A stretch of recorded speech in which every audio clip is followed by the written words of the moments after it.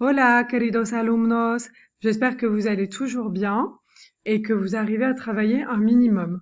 Pour ma part, je ne suis pas très contente de l'ensemble d'entre vous car je n'ai pas eu beaucoup de retours cette semaine et je vous invite à me rendre les travaux. Vous avez encore le temps cette semaine.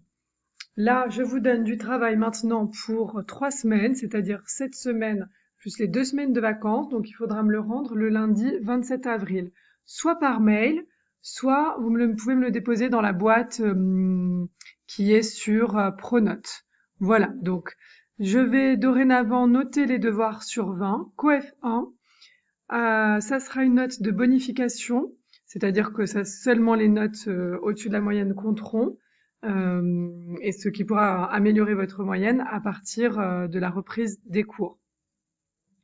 Vraiment, faites-le, c'est dans votre intérêt, ça vous maintient à niveau, ce ne sont pas des choses difficiles, c'est même pour la plupart des révisions. Donc vraiment, il faut que vous travaillez. Alors, cette semaine, vous allez recevoir ce document. Donc, vous avez tout en pièce jointe sur Pronote. Donc là, je vous ai remis le texte qui apparaissait sur le document de la semaine dernière, le petit texte de Julio Cortázar. Donc, dans un premier temps, voilà, donc vous lisez le texte, vous cherchez les mots que vous ne comprenez pas. Ensuite, vous faites la identificación, comme d'habitude. El tipo de documento y el tema. Et vous me faites des phrases entières pour répondre. Ensuite, subraya las partes de la casa. Souligne les parties de la maison. Donc, avec un stylo, un crayon. Donc, le mieux, c'est que vous puissiez imprimer le document. Si vous ne pouvez pas l'imprimer, vous recopiez les parties de la maison. Et donc, vous les soulignez ou vous les recopiez. 3. Completa la frase.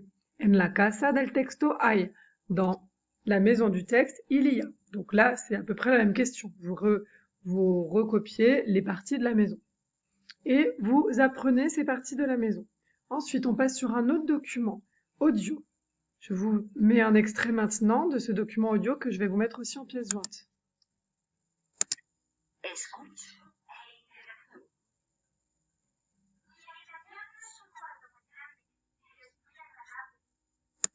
Voilà, donc là je mets en pause, ça dure 1 minute 10 à peu près, et donc c'est la description d'une chambre.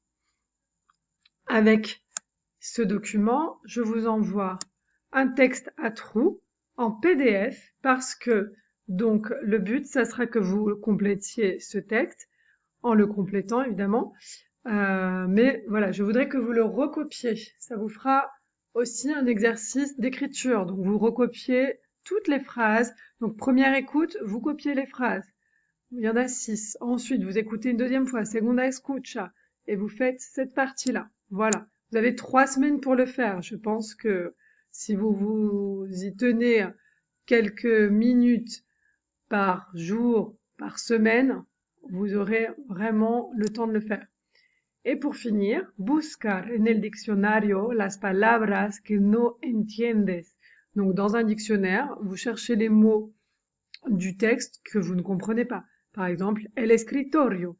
Et vous les écrivez en dessous avec la traduction en français. Voilà, chicos. Je vous rappelle que je suis toujours joignable par mail. Je consulte la boîte mail d'Agora à peu près tous les jours, donc n'hésitez pas si vous avez la moindre question. Hasta luego, chicos!